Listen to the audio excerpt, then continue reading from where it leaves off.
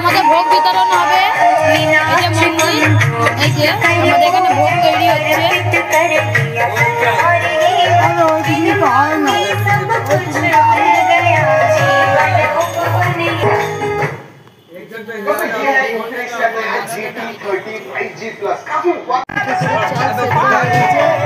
এবার মশলা তৈরি হবে। এখানে আলুদমের মশলা আলুগুলো ঢালবে।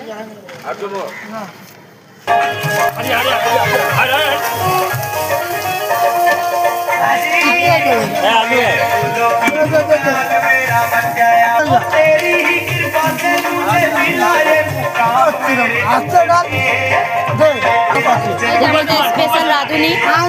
ও দাদা একটু মুখটা দেখান।